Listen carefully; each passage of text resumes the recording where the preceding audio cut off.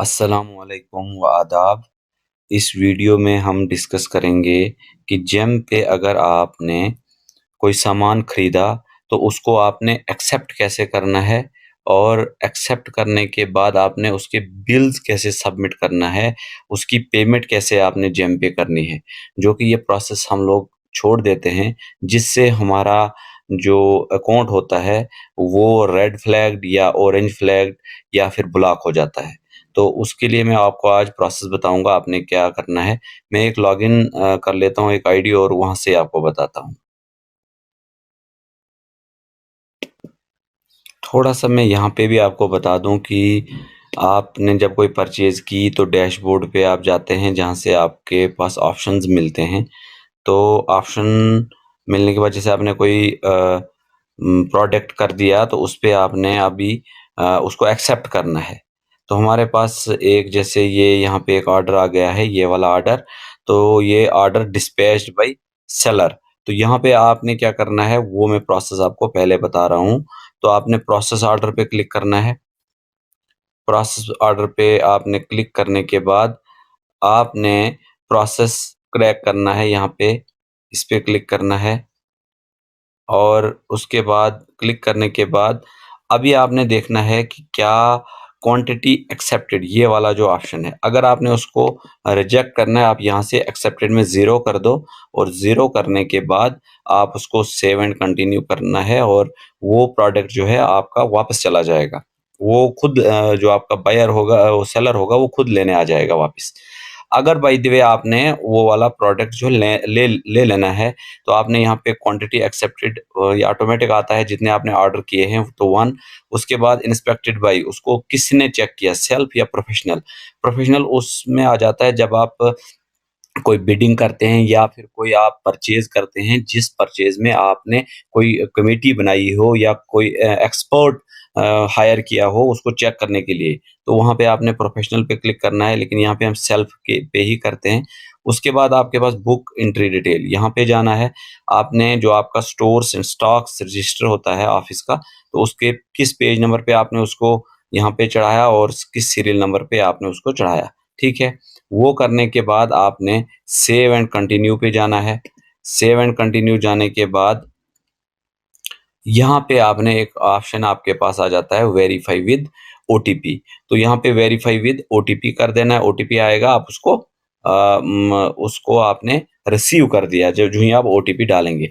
यहाँ पे मैं आपको एक बात बता दूं कि हमारा जो चल रहा है आज तक जो प्रोसेस हम कर रहे हैं, हमें कोई प्रोडक्ट हम लेते हैं तो उसको हम इनवॉइस जाके यहाँ से इसको डाउनलोड कर देते हैं और डाउनलोड करने के बाद जो है हम इसी इनवॉइस को पास कर देते हैं अपने जेके पे सिस्टम पर या फिर जो आपका मोड ऑफ पेमेंट हो तो वो बिल्स वगैरह वहाँ पे रख के उसको पेमेंट कर देते हैं।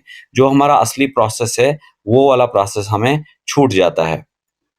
तो उसके बाद ये ज़रूरी करना है आपने यहाँ से इसको वेरीफाई विद ओटीपी यानी मैंने जो सामान आपने लिया उसको एक्सेप्ट कर दिया।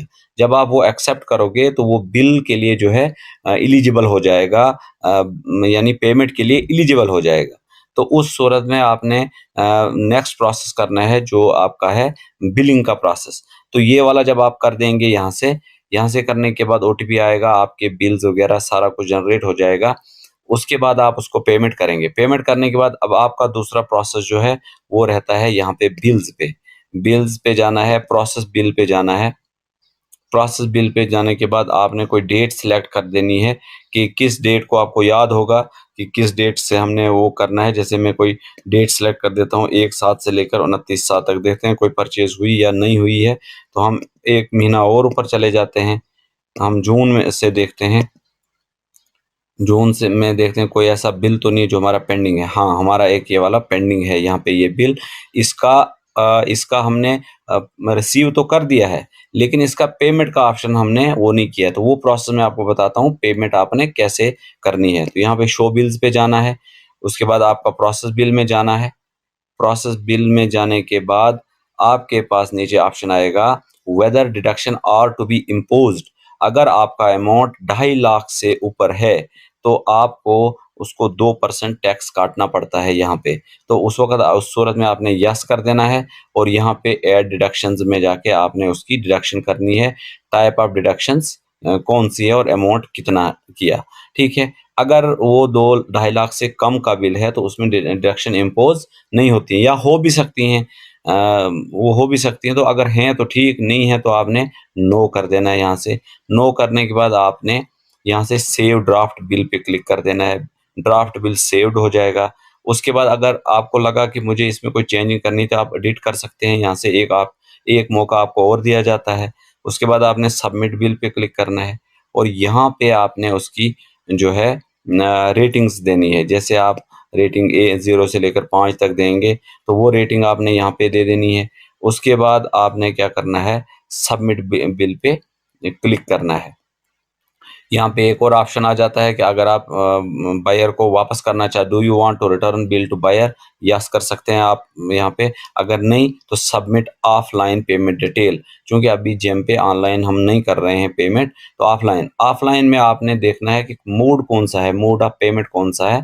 इंटरनेट बैंकिंग से किया, चेक से किया, डीडी से किया, नेफ्ट से किया, आरटीजीएस से किया या अदर से किया। तो हमारे यहाँ ज़्यादातर पेमेंट थ्रू ट्रेजरी होती है या फिर हमारा थ्रू इनवॉइस के ज़रिए होता है। तो आपने अदर्स पे जाना है, अदर्स पे जाके आपने ट्रांज़ैक्शन नंबर या जो आपकी इनवॉइस नंबर होगी, अगर आपने उसको, जैसे एग्ज़ाम्पल दे रहा हूँ मैं आपको, स्मगरा से अगर आपने उसको किया, चूँकि वो अकाउंट टू अकाउंट होता है, तो वहाँ पे आपने इनवॉइस नंबर यहाँ पे देना है और इनवॉइस की डेट देनी है। अगर आपने थ्रू ट्रेजरी किया, तो आप, चूँकि अभी ट्रेजरी में आप जब बिल डालते हैं तो वो डायरेक्ट पेमेंट उधर जाती है। तो उस सूरत में आपने यहाँ पे ट्रेजरी वोचर नंबर डाल देना है और उसकी डेट डाल देनी है जिस ट्रेजरी नंबर वोचर के तहत वो बिल जो है पास हुआ। वो यहाँ पे डालने के बाद अगर कुछ रिमार्क्स लिखने हैं, लिख सकते हैं आप। यहाँ से आपने सबमिट कर देना है। तो जब आप सबमिट कर देंगे, आपका जेम वाला काम जो है वो खत्म हो गया। तो ये प्रोसेस था जो आपने हर परचेज़ पे करनी है। अगर आप नहीं करेंगे तो उस सूरत में आपको प्रॉब्लम ये हो जाएगी कि आपका जो बायर का अकाउंट होगा, तो वो यहाँ पे जो जो आप ये दिख रहे हैं मेरा कर्सर, ये अभी ऑरेंज फ्लैग्ड है। यानी पहले वो ग्रीन में रहता है, अगर आप सही प्रोसेस करते हैं तो ग्रीन में रहेगा, तो फिर कुछ देर के लिए वो ऑरेंज में रहेगा। जैसे आपने बिल्स, जैसे इस अकाउंट में भी बहुत सारे बिलिंग वो गलत हुई है, नहीं हुई है, सबमिट नहीं हुई, हालाँकि पेमेंट उसको हो गई है, लेकिन जेम पे आप लोगों ने नहीं की है, तो वो ऑरेंज में रहेगा। और थोड़ा आपको और टाइम मिलेगा, उसके बाद वो रेड में चला जाएगा और फिर अल्टीमेटली जो है आपका ब्लॉक हो जाएगा और आप उस यूज़र को वो नहीं कर सकते हैं, यूज़ नहीं कर पाएँगे। इसलिए आपने ये जो मैंने आपको प्रोसेस बताया, जब भी आप कोई प्रोडक्ट लेते हैं, आपने प्रोडक्ट लेने के बाद जब आपको उसको रिसीव करते हैं, तो जेम पे भी आपने उसको रिसीव करना है और रिसीव करने के बाद जब उसको पेमेंट आप डालते हैं, तो पेमेंट डालने के बाद उस बिल्स में जाके और उसको आपने वहाँ पे बिल भी सबमिट करना है कि किस डेट के तहत उसको आपने बिल वगैरह दिया। तो ये पूरा प्रोसेस करना है और आपकी आईडी जो है, वो ब्लॉक होने से भी बचेगी।